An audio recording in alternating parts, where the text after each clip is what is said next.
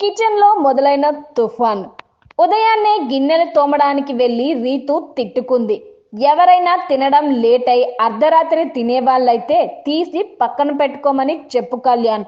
పొద్దున్న నా వల్ల అవ్వదనే కదా నైట్ గిన్నెలు తోముతోంది, మళ్ళీ పొద్దున వేస్తే ఎలా అంటూ రీతు చిరాకు పడింది. ఇదే విషయం దివ్యకి కూడా చెప్పింది. దీంతో కళ్యాణ్ గిన్నెలు తోమడానికి పెట్టిన మరో హౌస్ మేట్ ఆయేషా దగ్గరికి వెళ్ళాడు. రీతు రాత్రి అన్ని డిషెస్ వాష్ చేసింది, కానీ ఎవరో మార్నింగ్ దోసపిండి గిన్నె అక్కడ పెట్టారు. అది నువ్వు చేస్తావా అని అడిగాడు. లేదు, నేనెందుకు చేస్తాను, బ్రేక్ఫాస్ట్ నుంచి లంచ్ వరకు వాడిన గిన్నెలు మాత్రమే నావి, తరువాత రీతు పని అని ముఖం మీదే చెప్పేసింది ఆయేషా. అడ్డదిడ్డంగా మాట్లాడిన రీతు. కాసేపటికి డిషెస్ వాష్ చేయడానికి ఆయేషా కిచెన్ లోకి వెళ్ళింది.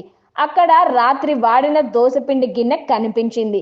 దీంతో రీతు, ఇక్కడ బ్యాలెన్స్ పెట్టింది ఫినిష్ చేస్తావా, నాకు ఇటు స్పేస్ కావాలి అని చాలా సింపుల్ గా నెమ్మదిగా రీతుని అడిగింది ఆయేషా. దీనికి ఆన్సర్ ఇవ్వకుండా, నేను కెప్టెన్ కి క్లియర్ గా చెప్పా, ఇక్కడ నేను అన్ని క్లియర్ చేశాను, అక్కడ ఉన్నవి నేను క్లియర్ చేయను, అక్కడ పెట్టుంటే నేను చేస్తానని చెప్పాను, పొద్దున్న సింక్ లో వేశారు ఆ గిన్నె అంటూ రీతు చెప్పింది. ఆ గిన్నె నిన్న నైట్ది అది అని ఆయేషా చెప్పింది. నిన్న నైట్ 2 సింక్లు ఖాళీగా ఉన్నాయి, అదే చెప్పాను నేను, పిండి ఉంది నైట్ ఆ గిన్నెలో అంటూ రీతు చెప్పింది.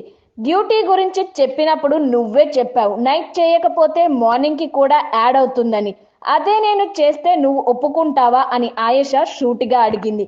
దీనికి ఆన్సర్ ఇవ్వకుండా, రేషన్ మేనేజర్ ప్లీజ్ టాక్, నేను పొద్దున్న కూడా నీకు ఏం చెప్పాను అంటూ దివ్య వైపు చూసింది రీతు.